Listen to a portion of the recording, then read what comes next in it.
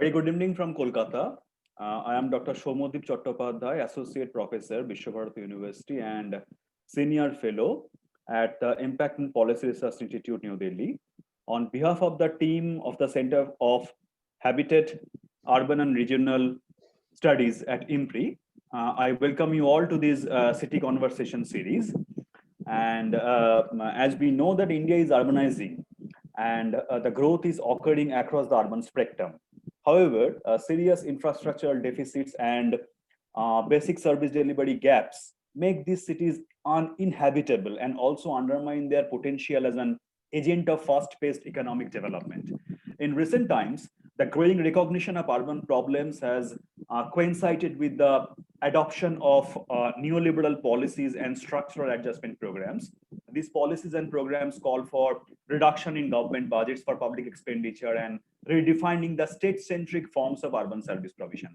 In fact, until the 1990s, the government used to formulate and implement policies for realizing the developmental goals. However, government's incapacity in the formulation, implementation, and realization of the developmental goals have given way to a concern with governance.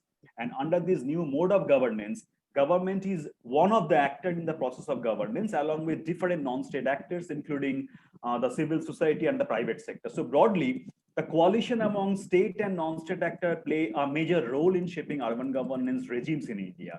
One crucial feature of this regime is that the state undergoes constant reconfiguration. And as a result of that, the new socio-spatial relations and forms are emerging through the coming together of these heterogeneous elements. Essentially, the relationship among these multiple actors is ambiguous and complex.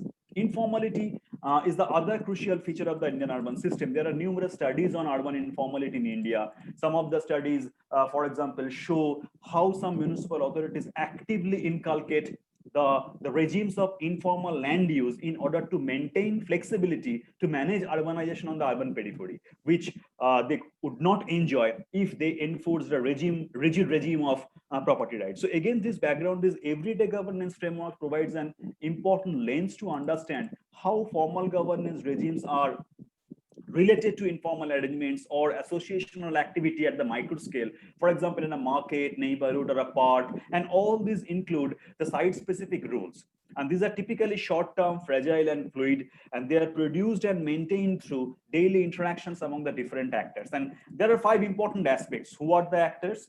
What are the source of their powers and strategies? What are their purposes? What are the mechanisms through which different sets of actors get involved in these new spaces and exert their influence on urban development policy? And finally, what are the outcomes in terms of implications for spatial and social development? And the answer to these sort of questions determine how and by whom urban spaces or urban resources are used or accessed on an everyday basis. The Center for Habitat, Urban and Regional Studies at IMPRI, along with IndraStra, Global and City Makers, Mission International has launched a discussion series, the State of Cities #City Conversations. And in this talk series, we have been engaging with certain experts on urban and regional studies to understand the challenges of urbanization in India and how to find some of the ways to make the cities sustainable and inclusive. And today, for this conversation, we are delighted to have with us Dr. Natasha Cornea. Dr. Natasha Cornea is an assistant professor in human geography at the University of Birmingham, and her research examines the urban political ecologies of solid waste and water, practices of everyday governance, and southern urbanism. And Dr. Natasha Cornea is a part of the Birmingham Plastic Network, an interdisciplinary team of more than 40 academics working together to shape the fate and sustainable future of plastics. Dr. Cornea will speak today on everyday governance and institutional heterogeneity in Indian cities. In her presentation today, she plans to discuss the ways the everyday governance practices shape the city and urban life, especially in the context of small cities in India. So once again, I welcome you. I welcome Dr. Natasha Cornea to our show, to this talk series. So now it's over to Dr. Natasha. Quickly share my PowerPoint here. So thank you very much for that really coherent introduction and covering some of the really key things that I hope I'll get across in my talk as well. So basically today, what I want to argue is that to develop a nuanced understanding of governance in India's cities, we really need to capture institutional heterogeneity. And what I mean by that is the broad range of actors and the broad range of institutions that shape everyday life and shape the way that the city is governed. And to capture and to account for really the range of everyday practices that shape cities both in subtle and profound ways. So to do so, we really need to be attentive to forms of influence and governance actors that may not reflect those described in the, may not reflect those described in the influential literature on South Asian urbanism. So really, a lot of the literature that many of us know, a lot of the research that is quite influential on India's cities comes out of a very small number of metropolises, to a large extent, Delhi, Bangalore, and Mumbai. And yet the reality elsewhere isn't the same. So for example, private capital and middle-class public lobby groups, be they environmental lobbies or RWAs, are quite influential in these cities. But in the context of smaller cities, it may be local but surprisingly well-connected and internationally linked Rotary clubs, for example, who are influential. Or maybe the overlooked influence of neighborhood social clubs that territorialize the city and shape governance by and beyond the state as it is, as I've argued before, in Birmingham. So such institutions exist as well in larger cities. So it's not that those institutions aren't there in larger cities, but it might be that they're overshadowed by greater institutional density and the greater presence of groups that are formally incorporated into state governance structures. And I think that the importance really of understanding both everyday governance as an idea and a practice and this idea of institutional heterogeneity is twofold. Really, it firstly allows us to develop a more nuanced and grounded understanding of the city and its power structures. And secondly, and I'll return to this really at the end of my talk, is that I think it's quite crucial in allowing us to think about how we face the new challenges that a lot of cities are faced with and having to address to, and how we do that in a way that doesn't ignore key actor groups and doesn't ignore questions of power and influence. So for this talk, I'm of course going to draw on the literature on South Asian urbanism and other really influential work, but I'm also going to draw on a couple of research projects that I've been involved with. So the first is the Small Cities, Urban Environments and Governance in India project. So this project was led by René Veron and involved Anna Zimmer, myself, and Jeremy Sanchez. It's funded by the Swiss National Science Foundation. And essentially in that project, we aimed to examine processes and practices of environmental governance through a lens of urban political ecology. So we examined this in 4 small cities, so 2 in West Bengal, 2 in Gujarat, specifically Vardhan in Midnapur and Navsari and Amreli in Gujarat. So there was over 10 months of field research in both states, conducting over 300 interviews with bureaucrats, political leaders, members of civil society, and households.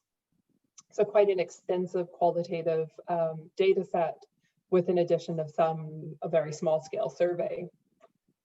I'm also reflecting really on quite preliminary findings of the geometries of power in Kolkata, informal governance, party politics, and the role of the club project, which was funded by my university. Now this project, which was collaborated with Shimata Roy and Pooja Bhattacharya and Shayan Ghosh, served as research assistants here, really sought to understand the ways that associational life shapes the governance landscape in the metropolis and build on similar research that I had conducted in West Bengal's smaller cities. So it draws on close to 100 interviews with residents in Kolkata, municipal councillors and club presidents in low and middle income Para. And so it's in these insights that I'm really basing a lot of my arguments today, as well as in the broader literature. So I think it makes sense to start first by thinking about, well, what is it that I mean by everyday governance? How do we define it? How do we kind of shape this idea? So in short, everyday governance is the actual practices of how interests are pursued and countered, authority exercised and challenged, and power institutionalized and undermined. So this is something that occurs across spheres. It's not simply something that occurs in informal processes, but occurs in formal and informal processes. And the idea of practices is really quite important here. So what we're interested in is what actually happens. What do people do? Why do they do it? And what are the relationships of power that enable or are enacted through what they do? So everyday governance, I argue, occurs across spheres. It's equally the machinations of street-level bureaucrats as they get on with their jobs, as it is the practices of high-level policy actors and bureaucrats as they interpret, redefine, and implement policies in ways that are both predictable and unpredictable. It's the practices through which local dada or strongmen control territory or resources, the ways that social clubs in West Bengal may act as both an alternative to or intermediary with the state, or the ways that Anna Zimmer, Rene, and I have written about in that an influential Rotary Club can enable an informal settlement to be removed and the development of a local water reservoir in Gujarat. So it is this kind of very large range of practices that fall all under this everyday governance lens. And what thinking about all of these practices in different spheres and by different actors does is really starts to challenge any presumed dichotomy between state and society that, you know, has the sense that they don't overlap, that they're somehow separate spheres, to challenge dichotomies between formal and informal, recognizing that there's informal practices within formal structures and quite formal practices or formalized practices in informal structures. And really to recognize complexity and heterogeneity. And as Sir pointed out, the kind of ways that this is very specific to very specific places. Really, no institution is a monolith. We tend to think of institutions, particularly the state, as these kind of monoliths or homogeneous in their actions, but they're not. They're not homogeneous in actions or consequences. As much as we want to talk about the rational man or having policies in place, actors are not automatons, right? Actors operate with and through a variety of logics that really are not singular or fixed, but constantly renegotiated, as everyone really navigates a plurality of norms and identities. So that interest in the everyday and my interest in the everyday really is about going beyond conventionally theorized structures of power and structural forms of power to think about practices of power in a much more coherent way.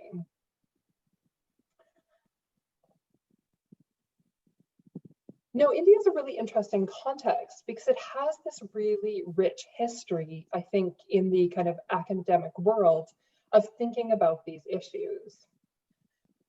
This is particularly the case with authors who focused on governance practices of state actors and the situated logics that shape their actions on one hand, and those who've examined the hegemonic imaginaries of the urban that have had widespread influence in shaping everyday governance practices.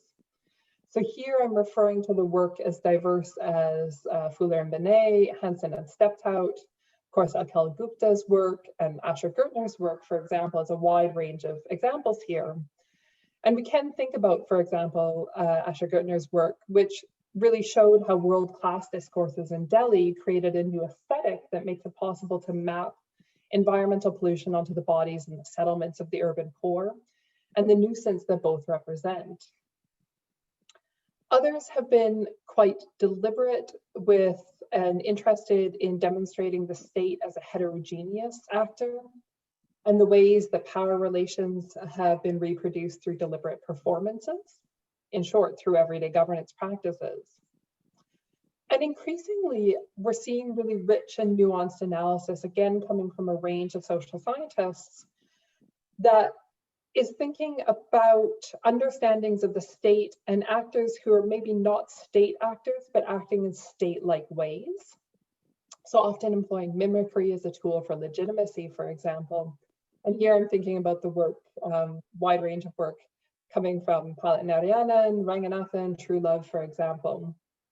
So this kind of really rich body of research that I think is particularly rich for South Asia and for India in a way that it's less rich in other regions. And increasingly, these researchers are kind of recognizing and accounting for complex and heterogeneous governance networks. So there's a move beyond a focus on the state to think about how actors engage in everyday governance practices. And really a push to argue that these are not simply community initiatives or local dynamics, but really intensely political acts that have wider resonance and wider importance for thinking about the city. So it's not something that we can just think of as something that sort of happens on the sideline, but really to understand the city, we need to incorporate these practices and really recognize how often these practices overlap or replace what we might consider to be the purview of the state.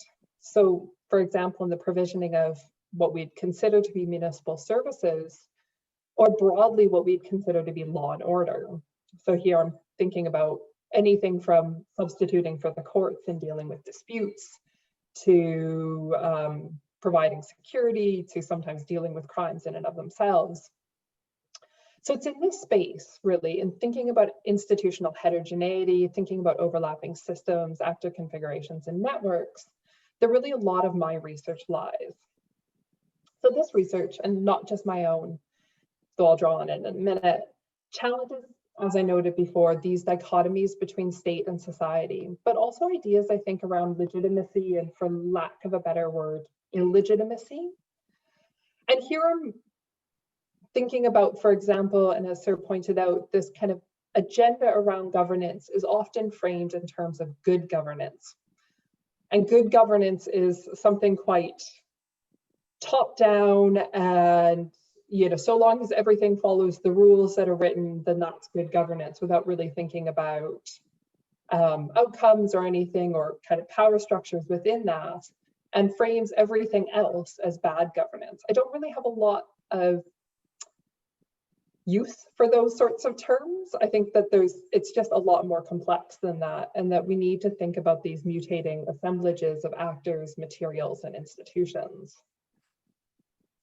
So let's illustrate that with kind of some examples here. So my work on para clubs in West Bengal, I think, is illustrative of these points.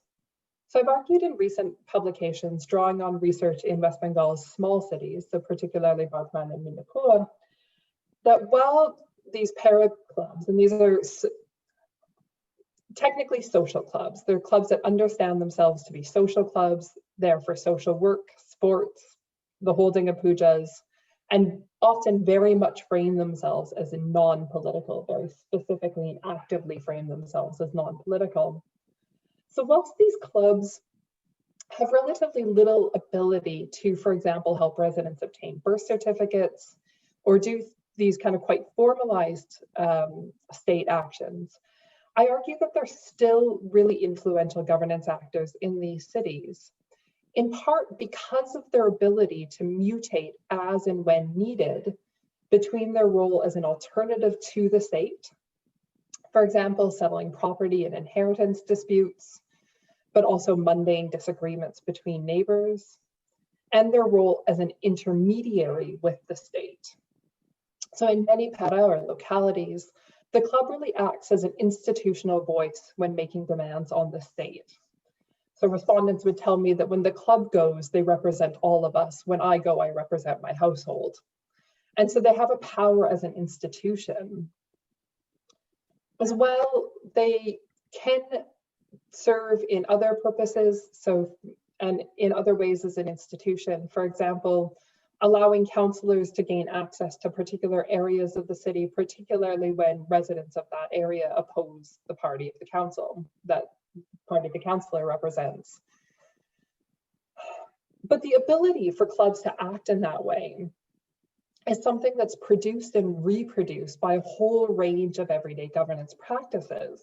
So their power is reproduced through these practices that serve to produce a governable territory and produce their role as such. And what I mean by a governable territory is a space, a pera, a locality, over which they are a key governance actor. It's often quite a nebulously defined space. People often have some problems to, saying exactly where one club's influence ends and another one starts, though not always. But crucially, I think for my argument here and my argument about the need to recognize situated kind of power structures is that the clubs in West Bengal are not formally recognized by the state within decentralized governance structures. So whilst they may get money from the state for various reasons, they're not, for example, like RWAs in Delhi. And by RWAs, for those who don't know, residents' welfare associations in Delhi, who are formally incorporated into decentralized governance structures. So they're not like that. There's often overlapping kind of structures for other decentralized actions, but they are tacitly recognized and drawn on. So for example, in my research, counselors, like I said, would access particular paras through the club if the opposition was dominant in that area, or they would often liaise with the club in their spending of community development funds. So anything from, liaising with the club to identifying recipients of particular schemes, to using club lands, either owned or controlled land, to build sanitation blocks or other services that came out of their kind of municipal development funds. But in doing so, they legitimize the role of the club as a governance actor. So there's this relationship between the club and the state that, while not formalized, is crucial for reproducing both of their control and both of their influence. And that network between politicians on the one hand, the state on the other, the club and other organizations, as well as residents, is quite nebulous and variable. Each institutional actor becomes more or less important depending on the matter at hand. Yet I would argue that seeing the clubs only as society and non-political, even if, like I said, they tend to frame themselves as that, misses this really important relationship of power. And one of these kind of relationships is the ways in which, in order to benefit from the governance actions of the club, you also need to be subject to them. So there's these kind of structures of power in which residents aren't actually free to take advantage of institutional heterogeneity. So because of particular subject positions that shift in particular moments, you might not be able to seek assistance first from the most effective actor, but rather the actor whose support you need to rely on in the future. So what I mean is, for example, often residents would tell me that, well, no, if I don't go to the club first, if I need help from them later, they'll never help me again. So you have to, there's these networks that you have to navigate. And for other things, well, no, if I go to the club, that won't work. So actually, they don't want to hear about this. I need to go to the counselor directly. There's quite complex decisions that need to be made. Yet recent and yet not fully analyzed research in Kolkata, to be honest. So research that concluded about a year ago, but life and COVID and all of that got in the way of fully analyzing it so far. But the data from Kolkata suggests that clubs play quite a different role there. And this is in part because of the much more intensive and extensive institutional heterogeneity in Kolkata itself. So I think that understanding those differences is important for understanding contemporary politics of the metro, but also of the state itself, and the ways that relationships of power are shifting in quite concrete ways.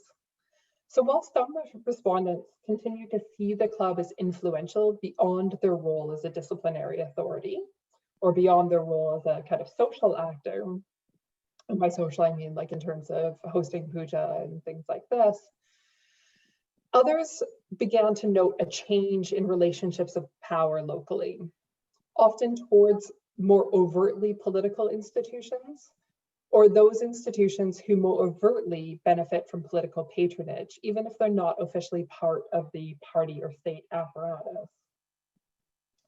So one respondent in Central Calcutta, for example, said, before the cooperative society was powerful here, now it's the political party.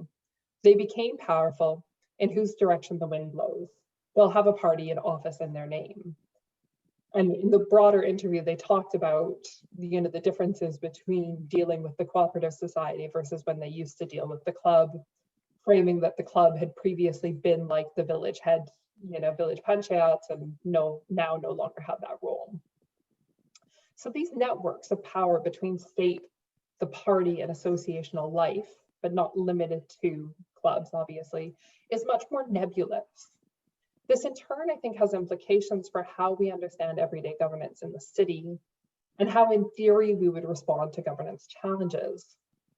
And it links, I think, then to my next key point, which is really this need for situated and nuanced analysis. So in this kind of argument that we need to account for institutional heterogeneity, I want to make an interlinked argument that we need to take seriously urban experiences that go beyond that narrow range of metropolises that really dominate writing and thinking about urban India. And I want to kind of pause there to acknowledge that whilst there is a lot of really great, really interesting research coming out of smaller and secondary cities, very often and very unfortunately for all of us, I think, is a lot of that research doesn't actually make the light of day. There is, we're all aware, kind of quite a few structural barriers for often overworked and insufficiently funded Indian academics to publish in international journals, for example, or to publish at all. And so whilst I acknowledge that there's lots of really interesting research coming out elsewhere, it often doesn't make the light of day. It often doesn't make it into context where it's widely available for everyone. So as a side note. And as a result, then, this kind of theorizing from the metropolises remain dominant. However, increasingly, I think that we're recognizing that those insights, they don't map easily onto the reality of smaller cities or even the secondary cities throughout India. Fundamentally, Delhi is not Mumbai, but Mumbai is also not Kolkata, and none of those cities are Burdwan, Navsari, or Mindapur. Those smaller cities, they're often relatively ignored by the state and central government. They're often incredibly ignored by private capital, and to a certain extent by academics alike. And yet they do represent this really complex terrain that's shaped in the everyday by a multitude of actors. Increasingly though, and I am heartened to see that more attention is being paid to ordinary cities, highlighting on one hand the fundamental connectedness of such cities to multiple elsewheres, as Mbembe and Nethal have pointed out, or on the other hand, the need to take the particularities of these complex and constitutive power relations and the histories of these cities quite seriously. And we see this from, again, a really interesting and diverse range of academics, including Amita Shah, Gopa Shamanta, Mueller and Dam, Hagen, and then of course the team that I've worked with, and a range of others. And I think that fundamentally this is important for a couple of reasons. Fundamentally, it's important for intellectual reasons, and that in and of itself is an important goal. But also because it's only in understanding these differences and understanding different cities that we can account for them in governance interventions, both interventions led by the state and by civil society.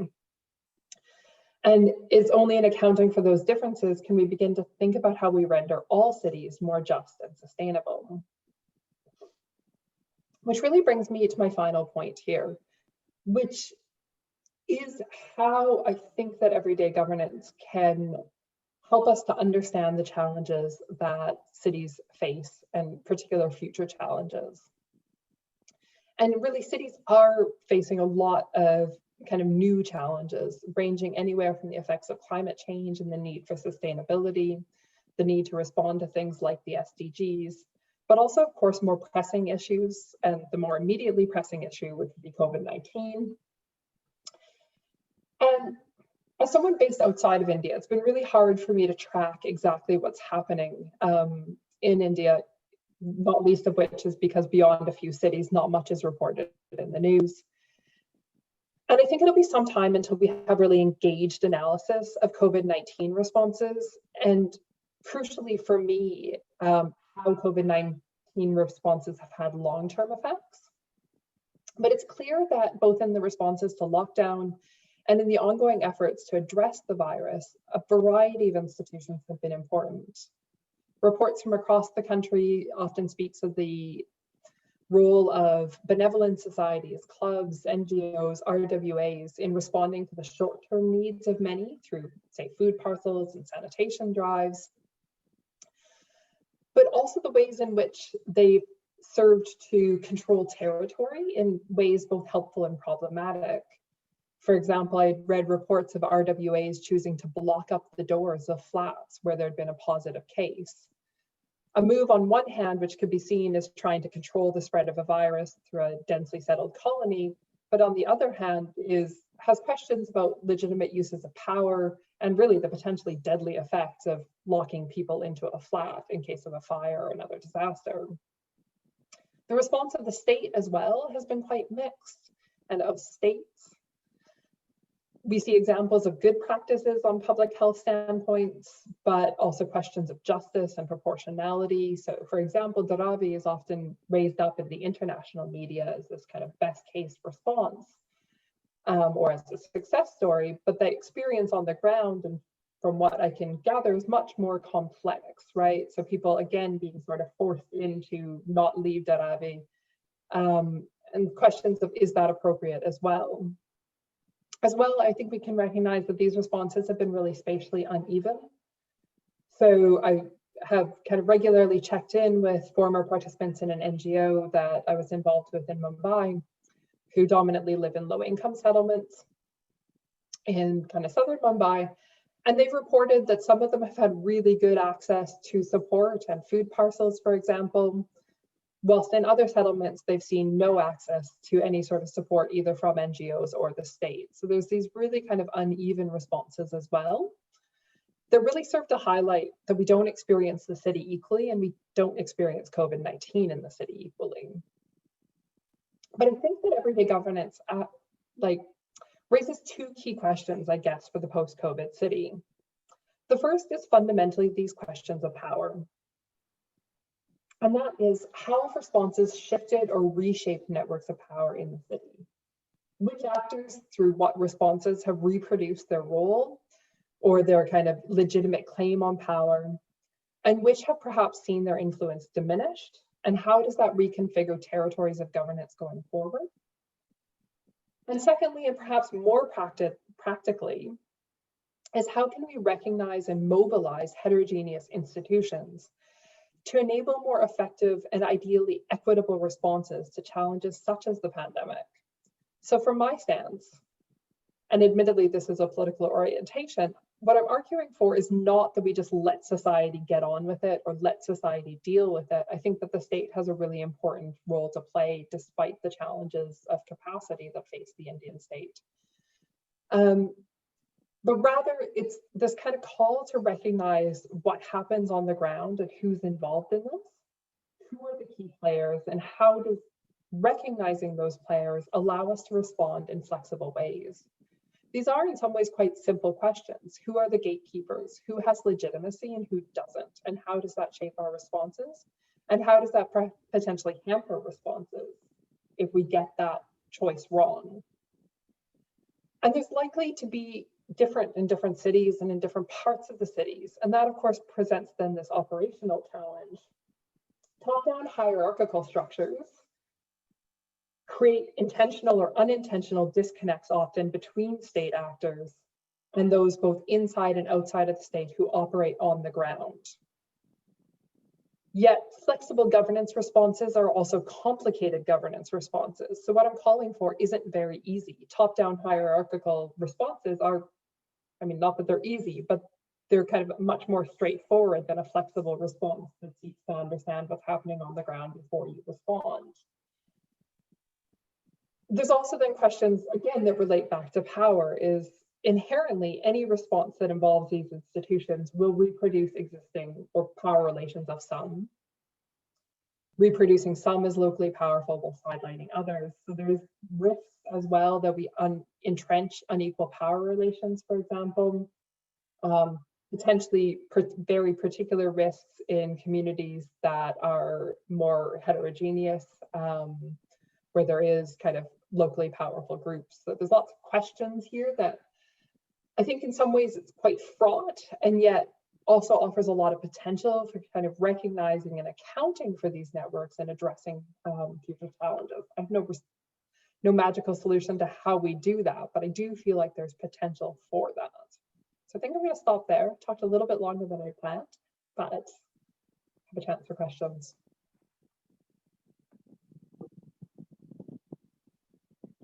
Well, thank you, Dr. Natasha, for your excellent and insightful presentation. So you really highlighted the importance of the flexible governance framework, especially as it is very much helpful for, as you mentioned, the nuanced and grounded understanding of the governance regimes in the Indian cities. And as we know that there is a diverse set of actors with different sources of power, as you rightly mentioned, who participate in the governance regime in the Indian cities. And also you mentioned in your presentation that government regime, it would be improper if we portray the governance regime as singular, such that the space is governed either by the state or by the non-state actor. So it would be improper. So then it has become increasingly important to recognize the complex and heterogeneous governance networks that shape the cities with their local specificities. And also you talked about the good governance, though the concept is a bit clumsy, because also there is another concept, I think. This is propounded by Merrily Grindley of Harvard School, good enough governance. So that good enough governance is probably much more suitable for in the context of cities, especially the smaller cities in India. So and also in your presentation, you have highlighted the important role the para clubs play, especially in the smaller towns of India, and how they differ. The roles of those para clubs differ between the smaller cities and bigger cities like Kolkata. And although these para clubs, they play an important role, but their role has been largely informal. So and their roles remains very much influential and depend on local power relations in general and the political scenario in particular. And also you draw our attention about the specificities of the cities, that all the cities are different from each other, and there is a need to move beyond the metro centricities through which the Indian academicians are more concerned with and focus more on, as you rightly mentioned, on the ordinary cities. And finally, in your presentation, I think you rightly pointed out the importance of the role that the COVID-19 has plays in reshaping the power relations in most of the cities in India. So yes, so actually on the basis of your presentation, or right now I have some of the questions. So I think let me, since being a moderator of this show, so let me just take the privilege of putting my questions first, and then I'll be I think I'll be able to take on some of the questions which will be there from our participants, or some other like Arjun is there, so they will be presenting their questions. So my first, I have some 2 or 3 specific questions. For example, these are more general questions, but I think these are relevant for the everyday governance frameworks which you have been pointing out. So first of all, for example, in the Indian context, we see that the urban poor, they participate in the governance regimes willingly, but the terms of their participation leave them as the a sort of subordinate partners. Their place in the city remains tenuous. Their negotiations with the non-state actors, for example, the para clubs, that will most likely not reduce their marginal social position in the long run. So from theoretical point of view, so what is your thought on that? My question is, can everyday governance regimes be considered or rather be romanticized as an alternative to formal governance mechanism and formal politics? So this is my first question. And second question is, since we have done some work in the small towns of both, I think you mentioned about Gujarat and West Bengal. So if you could please highlight something on the pattern of distribution of assets and urban services in small towns and how far they are heterogeneous in terms of variations across the socio-economic and infrastructural dimensions. And my third question is we know that India has a constitutional provision for urban decentralization, but its implementation is can at best be described as incomplete in terms of both functional and financial devolutions and operationalization of the participatory avenues. So if that is the case, then how do you see the possibilities for participatory governance largely in this everyday governance framework? And also in India, we have seen that different states represents different trajectories of neoliberal reform and decentralization. For example, the decentralization experience of West Bengal is a bit different from decentralized experience of Gujarat or say, or in other states. So actually I'm mentioning about West Bengal and Gujarat since you have mentioned these two states in your presentation. So what I would like to know is that how does the different trajectories of decentralization in the different states affect the goal of implementing socially inclusive projects and subsequent attainment of sustainable urban development, and how these neoliberal reforms and decentralization policies, they have intersected with local politics, because you have mentioned the overreaching importance of local politics in shaping these everyday governance regimes and the power structure. So how these neoliberal reforms and decentralization policies have intersected with local politics, environmental histories to affect the urban sustainable development in small cities. So for the time being, let me stop here. So if you could respond to, you may choose to respond all of them, or you may decide which one to respond. Okay, they're quite big questions, all of them. Yes. I think that your point about the urban poor is really important here. As you said, broadly, the urban poor remain subaltern actors when participating in decentralized governance, even though they do participate, and at times participate more actively than the middle classes, for example. And what we saw what I saw in West Bengal were particular moments where this club structure allowed the urban poor to offset their marginalized position within particular relationships. So, for example, the club as an actor was at times able to secure resources from much better endowed in terms of social capital and economic capital, other actors. So, for example, gaining control over local ponds that were owned by kind of well-off local residents, using their role as an institution and their kind of institutional stance. However, those are only very small moments, right? Those are only very small moments where the poor are able to offset their kind of marginalized position in society. And I think you're right that to a large extent, what we need is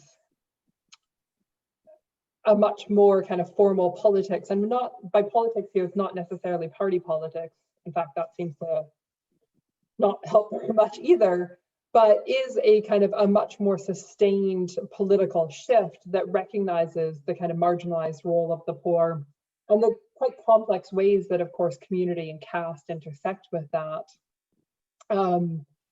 Again, in different ways in different places. I think that what the everyday governance lens potentially helps us to understand in thinking about those politics and thinking about actions are these particular moments where there is space for actors to offset their more marginalized role. Whether it creates spaces or whether it helps us to understand more structural change, I'm not sure. I haven't thought through that, from that perspective before. And I think that's something really interesting to think through, is potentially thinking about the tactics that the poor use in kind of quite complex ways to subvert these sort of quite oppressive power regimes. And as much, it brings it, we could then go into a huge discussion about, Chatterjee's ideas of political society and things, which I think are great in an idealized way, but actually things are much more complicated than that. So maybe we won't jump into that, but I do think that there is space and scope in which the marginalized do claim power in small ways. And we need to think about how it is that structures can be set up to ensure that, or to help enable more sustained change. And it's one of the really interesting things, of course, with decentralized governance and with quotas and things, is that in theory, the idea of quotas is progressive. It helps to ensure that power is shared, but we know that in practice that doesn't actually work in terms of quotas for women governors, like for female counselors and things like that. So it is about kind of quite broad shifts in society and potentially setting up structures to ensure that it's not just a marginalized actor in power in name only. I have no answers for that, but I think that raises really important questions. I think in terms of kind of patterns of decentralization and opportunities for participation, I think you're exactly right. There has been really different patterns of decentralization on a very kind of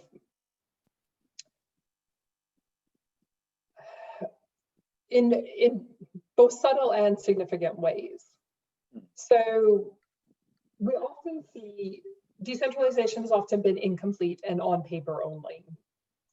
So when discussing decentralization with actors in both Gujarat and in West Bengal during our project, we were often told, oh yeah, there's a ward committee. And there was, in fact, on paper, someone in charge of the ward committee and a couple members of the ward committee. However, in practice, often those ward committees failed to function. They didn't meet, or if they met, it was sort of a token meeting. They had relatively little influence, particularly in West Bengal. So on paper, decentralization was much more extensive in West Bengal. There was generally ward committees constituted, they were all there. On paper, decentralization was much less extensive in Gujarat from our experience. Often the ward committees or these kind of more decentralized structures were not even there on paper, or if they were there on paper, not even complete on paper. What then ends up being different, and what we found quite interesting, is the relative influence of particular actors within decentralized systems. So in Bardhaman and Midnapur, the relative influence of the chairman of the municipal council was much more significant. And the relative influence of councillors was much more significant in terms of shaping the city's agenda, though they also had to compete in some ways for influence with the development authorities. So the Burdwan Development Authority, for example, who were relatively influential in some areas and relatively not in others, but kind of overlapping authorities. And it's something obviously that we see across India, is this often, huge number of actors responsible for the same thing, and it's not clear who's actually responsible for anything in the end. In Gujarat, the relative influence of state level and IAS officers, so the collector, for example, was much more influential than, say, the the equivalent to the chairman in the municipal body. And so these kind of decentralization structures come down to as well the relative influence of particular actors, particular seats, and what it is that they do. Whilst the collector, for example, in Navsari was massively influential and massively involved, that influence in Bartman was much less, and there was much more a discussion that their role was oversight rather than kind of directly enacting things. So there has been these really kind of complex trajectories. And I'm not sure that there's one or the other that's potentially better for sustainable governance, for sustainable urbanization rather. I think the question really becomes who is enabled to do what needs to be done, and are there clear structures in place? And this is often, I think, one of the key challenges is that everyone is responsible for something, which results in no one being responsible for it. So yeah, don't have like again, there's lots there. We're actually in the middle of revising an EPW paper that will hopefully address some of these things, but it's been a while since I've reread our arguments in it, so I wouldn't want to contradict anything that we've said. Well, anyways, thank you. So now, so now let me just request Arjun, if you have your comment, please place your comments or observations or any questions to our guest today. Over to Arjun. Thank you so much, Soumyadip. Firstly, let me congratulate Dr. Cornea for touching upon so many things in a very subtle way and highlighting so many issues, and really highlighting on the topic for today's discussion and also ma'am's lecture, the heterogeneity of the institutions and everyday governance. One thing really, some of the key points which ma'am has rightly and so thankful that she has also looked into different states to get a variety of picture, and we look forward to your paper in EPW to learn more from your insights. One thing I really wanted to highlight, that there is heterogeneity because also the informality and other parts also ma'am covered. There is so much of heterogeneity in our official institutions, as there is district, there is also legislative assembly in states. So there are MLAs, there are MPs, there are a plethora of things going on. There is PWD department, land is of whom. So city as a unit virtually exists in someone's imagination. Most probably our State Department of Urban Development, or SUDA as we call it. And rightly, and then we also have something called Smart City Mission, our urban development ministry, and focusing on small towns have really given so many of insights. So be it chairman, so many of things, because municipality in India is also of varying types. So we have municipal corporations, then councils, and a lot of things. Other than the official heterogeneity, there also, I think, leadership matters. So in terms of, as we ma'am really mentioned, para clubs. So our official systems also have this para clubs or parastatals, as we can say, for different purposes, different official purposes as well. Many times for something called for let us say gender violence, for let us say something for environment disaster. There are also purposes. I really wanted to focus on these points only because ma'am really highlighted one very important part, which was of legitimacy. So even in the official institution, there is this becomes so important. So let me now come and touch upon some of the informal institution and also their heterogeneity. Rightly, as an example, ma'am have cited that the Rotary Club has more power than in their locality for something or something other. These para clubs really are purposive in nature, and there is for most of the times in India it's also seasonal, or let us say if there is some festival or something of that sort. So this nature also they have, also the formal institutions have, and since population at large, or there is a very less sort of participatory manner for your built environment or wherever your habitat. So people, be it migrants or be it any sort of people, be it middle class, they also connect with this thing. I remember when I was young, so having Saraswati Puja or many things, these sort of para clubs, we just have this Durga Puja, Diwali, many things, so many. But RWAs are sort of answerable or some legitimacy. But how do you see it in terms of especially para clubs?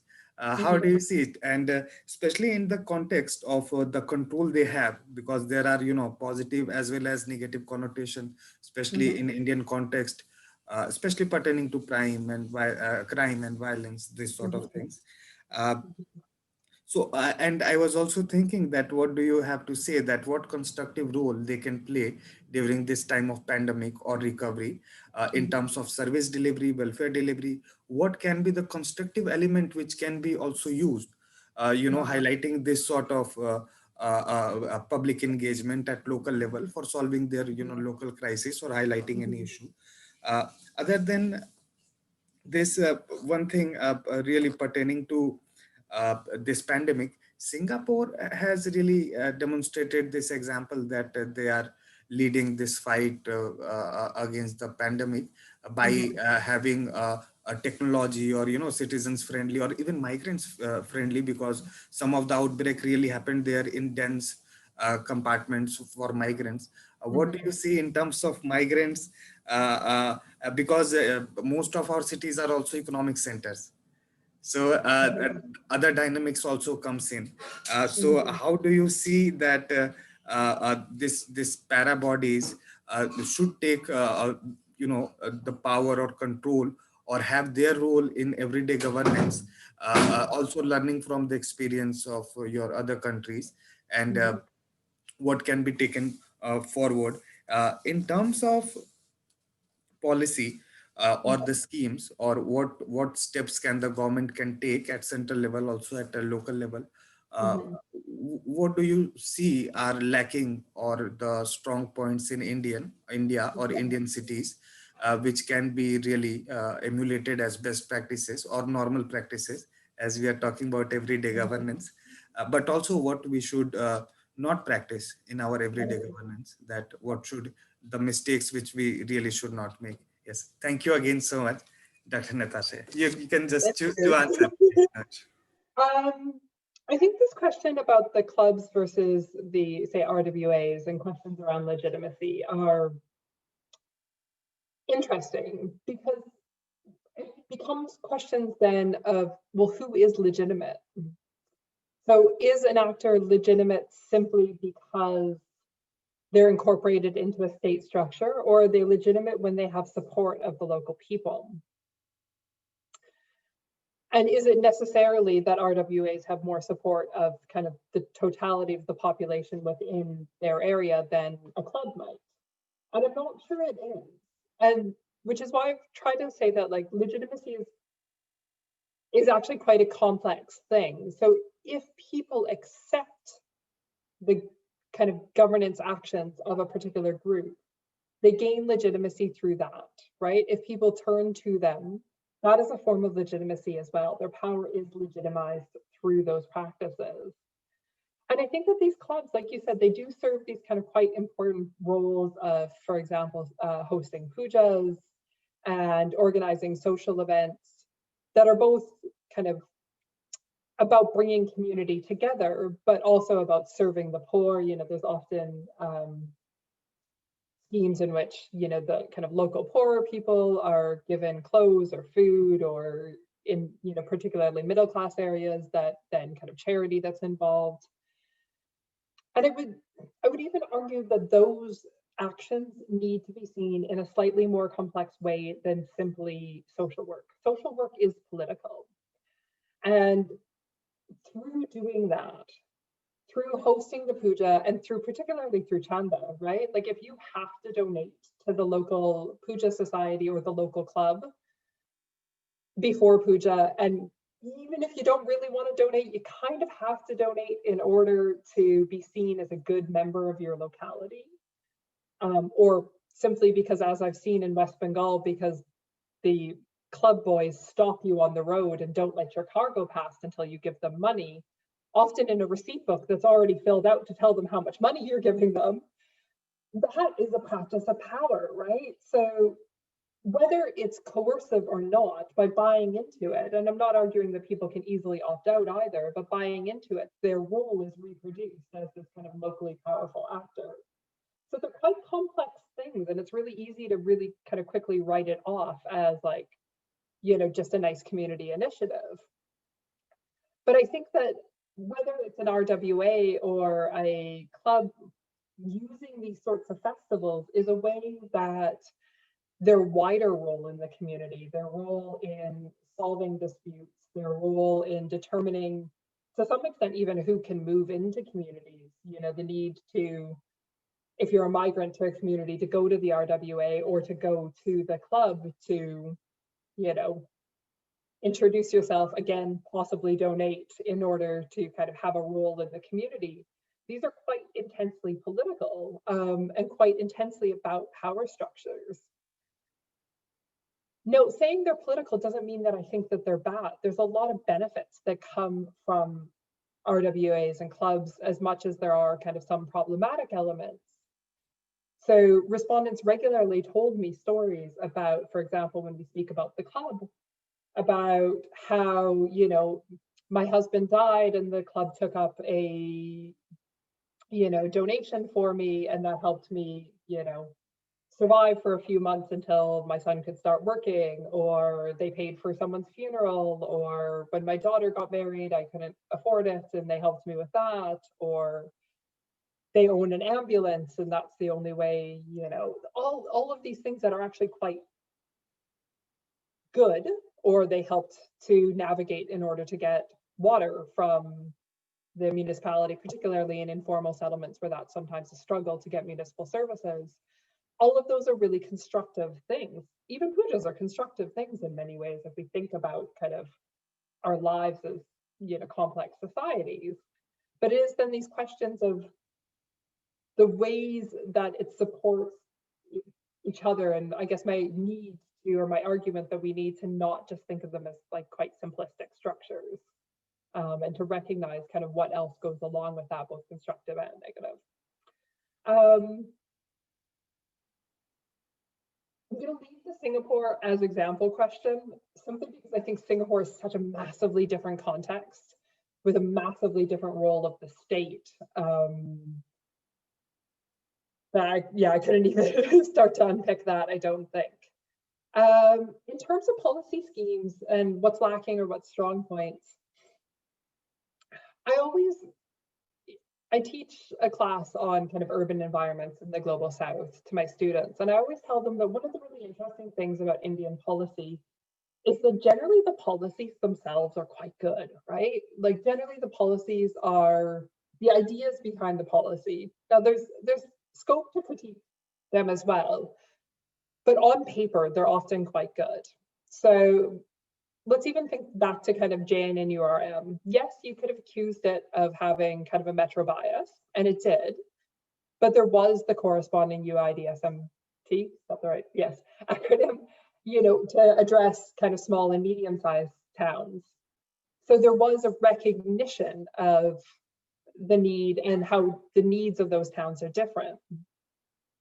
And so if you think about policy from that perspective, they are often quite coherent. They have packages of both technical interventions and kind of governance interventions. So there's been some really great examples of that. I think what's often lacking is capacity to actually implement those projects in full, which in turn then results in quite patchwork interventions that favor particular areas, which often favor those who already have power, you know, so whether that be middle class and well-off areas, or whether that be they favor quick wins because of lack of capacity, right? So if you're going to make an intervention into an informal or into slum settlements, it's a quicker win to make an intervention into a slum settlement that's already kind of okay-ish than to make an intervention into some of the worst. And I think that when governance actors weigh up their options, often these quick wins in order to meet their obligations to the state and the center end up being the choices that are made. So there is that thing about capacity and about thinking about how it is that maybe the worst off need to be addressed first. Yeah, so I have different opinions about the Smart Cities mission, but we won't go into those now either. But I just have different issues about smart cities in general, so. Yes, the capacity part was really, and as you rightly mentioned, then the scale part comes, especially at the subnational level, and things go in a very weird direction. I think there, none of these para clubs or any institution really play their very critical role of having their voices or their concerns also coming up time and again, because formal processes have their time, but their time also of business like budget and this thing, and that is such a tense time that nothing can be done. Yeah. Just the same for these para clubs or these institutions. So when there is urban flood, water and sewerage body, and that becomes very important, but for a limited period. For example, puja, when it comes, then you have a puja to do, then you can ransom and do a lot of things. So very interesting observations from ma'am in all sort of governance, that how we are also running with time but not having the scale to carry out on a very this manner. Simi, we can see you. Are you will you make some points? Yes, thank you so much. Thank you, Dr. Natasha Cornea, for such a wonderful presentation. I really congratulate you for this. Thank you, Dr. Soumyadip and Dr. Arjun. I have no comments to make, but I have very curious questions to make. First is, how does the heterogeneity of urban population inform the urban local governments and address some of the challenges that the society face? For example, pollution or poverty or even the pandemics or challenges to public health. So this is my first question, if you could reflect on this. And the other is that there's a very interesting research that came out in 2015 about urbanization with and without industrialization. And in this, the authors have talked about consumption cities and also production cities. And it is mentioned that the cities which are consumption cities, they appear to be more at the sidelines, and I mean not as developed as the production cities. So the entire pattern of urbanization is quite different, and it is different for all developing countries. What are your views, reflections on India per se, given this kind of a dual categorization, and what are its implications for policy? Thank you. Thank you, Dr. Simi. No one offers me easy questions here, but that's fine. I think these are really interesting questions. I think this kind of the heterogeneity of the population is not something that I've really touched upon, but I do think that it's something that we need to consider when we're thinking about everyday governance perspectives, and particularly the ability of particular groups to have their voices heard, and the relatively lack of the kind of relative challenges that might raise and inform then kind of governance and challenges. I would say that knowing what we know about power relations in cities, knowing what we know about power relations in societies, generally the most marginalized remain the most marginalized. And so I would suspect in cities with relatively more homogeneous populations, and this is kind of homogeneous in a number of ways, whether it's caste or community or migrant versus non-migrant, there is probably clear more potential for groups, for institutions to work together. So I'm just reflecting on, say, Burdwan, which is actually quite homogeneous in that it is dominantly Bengali and Hindu. There is, of course, Muslim communities, but relative to the national averages, and even the West Bengal average, it's a more homogeneous city. But I know that in one of the areas that I worked in, people highlighted their status as migrants from Bihar, even though they had been in Burdwan for, some of them for the last 60 to 80 years, as an ongoing challenge to having the needs of their community met. And simply that by still being viewed as outsiders, there was this kind of particular challenge. And I think that Dr. Ashwin was referring to this as well earlier with his question about migrants, is that there are these particular challenges in very heterogeneous cities and in parts of the city that tend to maybe attract more mobile populations or populations that are seen as mobile. Not least of which is because of questions of vested interest and potentially questions of how do patronage politics, for example, play out in those areas, and how does this in turn shape governance structures? I think it presents a lot of challenges really to responding to kind of these big challenges that we've seen, things like COVID-19. Obviously, the movement of migrants out of cities and back to their native places that we saw at the start of the pandemic is just serves to highlight the particular challenges that come. But I think there's also been challenges with often the livelihoods that particularly migrants and particularly kind of lower income migrants are engaged in. So the role of migrant labor and the kind of residential patterns of migrant labor in informal industries, particularly in all of the sorts of informal industries that have been shut down as a result of the pandemic, for example. So if we think about, the first kind of example that came to my mind is the work that my colleague Natasha Cornea had done on the kind of Momo clusters in Delhi. And if you think about the kind of significant amounts of migrant labor that's involved in that and the ways that they live at the shop and things, which obviously during lockdown, no one was selling momos on the streets, and the particular challenges of addressing their needs. I guess to say ultimately that I think that does bring challenges, and ideally we would have governance systems, these kind of flexible governance systems that could account for the ways that might shape the city, and the particular nature of kind of heterogeneous populations and their particular challenges it brings, the particular situations that they find themselves in, which I think is a not very clear response to your question. Apologies for that. This urbanization with and without industrialization, consumption cities versus production cities, it's not actually to be honest, it's not something I'd thought through before. I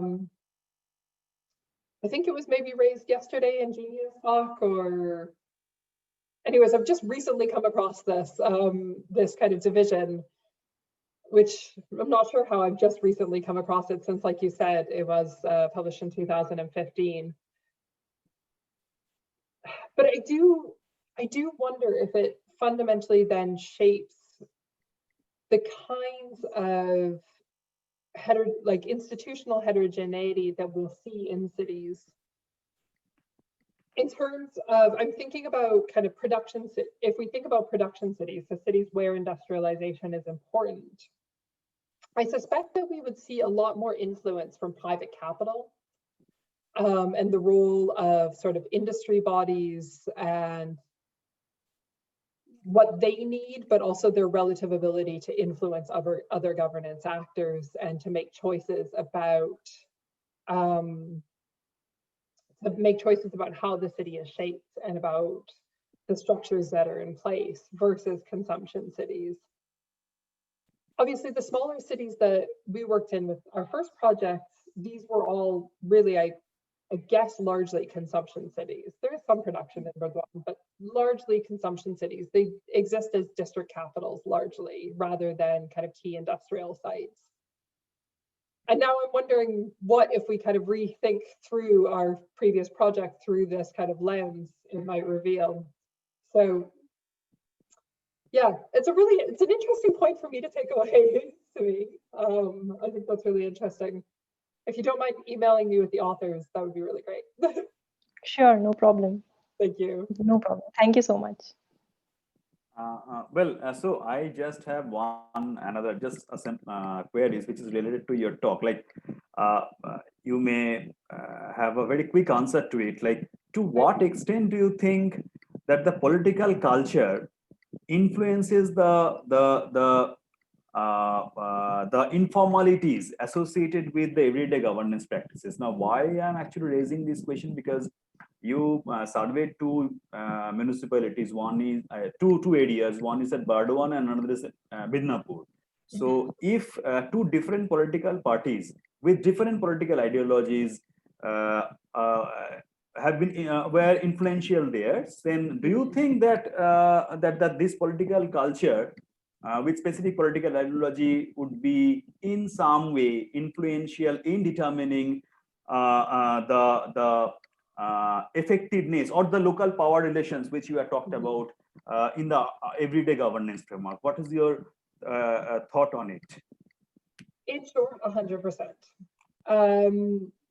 So actually, when we chose to do research in Midnapur and Burdwan, part of the reason that we selected these two cities was because at the time, Burdwan was still a red bastion. Yes, yes. So it was still controlled by CPIM, despite the shift in the state to CPIM. And, or despite the shift to TMC.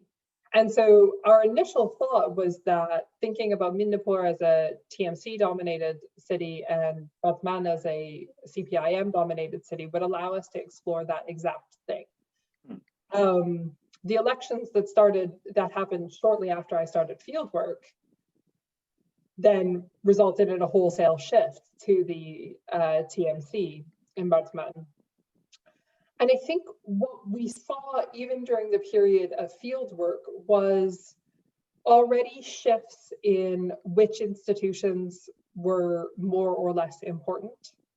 So we saw shifts to the party office in some areas essentially being overlapping with the club. So I recall one interview with a club close to the market in Burdwan who were saying, I've always been influential with the club. It was the club secretary, but now because I'm also the secretary for the party office here, I have more influence. So all of these forms of institutions were overlapping in some cases, but equally other clubs were telling me that, like, in the past we've managed to access this, but now, because even though we're not political and we don't support one party, people assume we are for the other party. So I think, and this is, I think what I was trying to get to with my example of Kolkata is that I think that we see kind of shifting importance of which everyday governance institutions become more or less important. And I think particularly in the case of West Bengal, this kind of, the party office and the state are not the same, right? Even if it's the same party that's in power, and the relative influence of the party office isn't always quite the same as what the state has influence over. And so it raises, really interesting questions. And I think there's definitely a lot of kind of influence by political culture in a particular place. So well, thank you. So Arjun, if you have any comments. Yes, quickly. Yes, on this aspect only. Yeah. Really on the, not on the politics of it, but more on the economics and then society and then politics of it. We really discussed so many things that about legitimacy and so much of things happening of different heterogeneous institutions. But where should the accountability lie? Or because we also discussed decentralization not happening, at the very fore. Then what should be the institutional practices for, determining also the accountability? Because then amidst this everyday governance, we are also losing so many of things we had to done. But anyhow, one more thing I really wanted to ask, that ma'am, you really highlighted the role of private capital. I don't know, not, the private capital, I would say, so much so, but also the city's economy per se. Because within a city, there is also heterogeneous sort of growth led by also heterogeneous players. So that is also, that growth is also then leading to, from formal side, having plan or also contestation between those different heterogeneous group, then also from the private parts, which is leading to plan, non-plan, and a mix of it. That sort of, growth and direction, leading to very uneven development, as we know, we are again mixed up with. So I really thought that lens is also very important, that are you determining it, or who is determining it, is not being determined. Because what the formal structures are also trying to do, and what is happening over the period of time, that also is becoming not a very powerful tool in terms of politics, because they are also I see, also a different sort of structure taking more power over a period of time for the growth, for the city's development. So really, what also think that what did you see that what can be done for city's economy, as well as an aggregate city, amidst all this, heterogeneous thing? Yes. Where should accountability lie? I think it depends on what particular sphere, what particular kind of thing we're talking about. Obviously, informal actors are accountable to the people they serve, to those who are subject to them, or else they wouldn't exist, right? So, and what I mean by that is that a club only continues to exist because they remain accountable in some way to the community that they are part of. Equally, in some ways you could say that local strongmen only continue to have influence, not only in their oppression, but because they are accountable to people. These kind of politics of patronage, both on informal and formal levels there. So there is always accountability of some sort. I think if we're talking about where should the accountability for state policy lie, the accountability for state policy needs to lie with the state. So ultimately,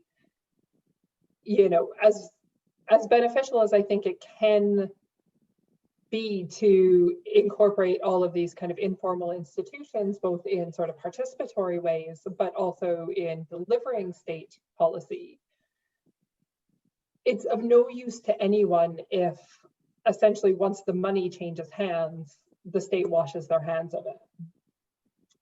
And so accountability needs to lie in that case, I think, with the state, whether that be the kind of decentralized state actors, or it really depends on the sector where, what we're particularly talking about. Yeah, there needs to be able to claim making on the state, I think, is still really important. And I think, whilst I tended to talk in this talk about non-state governance actors, in everyday governance actors, I would never deny the importance and the continued role of the state and the continued kind of need to hold them account and to account for their everyday governance actions. The question of the economy, I think, is really interesting. And I'm not sure it's one I actually have a very good response to right now. Except for to say that I think that there are these kind of interesting emerging dynamics that we're seeing in new ways between planned and non-planned economic development, not planned and non-planned spatial development, and the ways that that's contributing to spatially, but also economically and socially unequitable and uneven development, I think is taking on new dynamics as new sorts of neoliberal policies come in be they kind of stepping out of, increasingly stepping out of the kind of real estate market, allowing FDI in new ways, be they the relative influence of external actors, so making, we'll invest in this particular part of the city so long as XYZ happens. And I think that this is actually, from my perspective, something that needs more research. It's something that we need more engaged, engagement with. And it's something that was part of an unfortunately unfunded grant, but that we're hoping to do kind of further work with, to kind of really think to what extent these new dynamics are shaping cities. So yeah. And I see someone in the chat has pointed out that it's important for people to be accountable as well. We can't just keep saying that the state needs to be accountable. And I would agree, right? We all, part of living in a democracy, part of living in a society is that we are accountable as well. That it's, it's rights and responsibilities. And part of that is also about holding the state to account. Individuals we need to hold our leaders to account, whether it's holding the, British government to account or the Indian government to account, holding our councillors to account, or, all of these things. There's a role for individuals as well, which thank you for pointing that out, Joey from the chat. Yes, we really missed some discussion on landlord, because we also discussed migrants. That there is also a lot of power dynamics, especially in emergency, and many things we really discussed. Thank you, Soumyadip sir. If you want to add anything. No. I think it's a wonderful discussion for all of us today. So it's really nice to hear you, Dr. Natasha. And what I think is that from today's lecture, what we understand is that the spatial and political space this afforded by these everyday governance regimes stands in stark contrast to the formal governance regimes in India, and there are multiple governance actors, and it is improper to bank on a singular order of governance if we really want to understand the messiness of the complexities of the Indian city governance structure. So the recognizing such multiplicities of governance would enable us to analyze and to determine how and by whom the urban space is accessed and used. So once again, on behalf of the team IMPRI, I thank you, Dr. Natasha, for giving this talk, and we hope that we will be having more of your participation in near future, in near events of IMPRI as well. So thank you once again, and good evening, and have a good day. Thank you very much for including me. Thank you. Thanks a lot. Yeah. Have a nice day.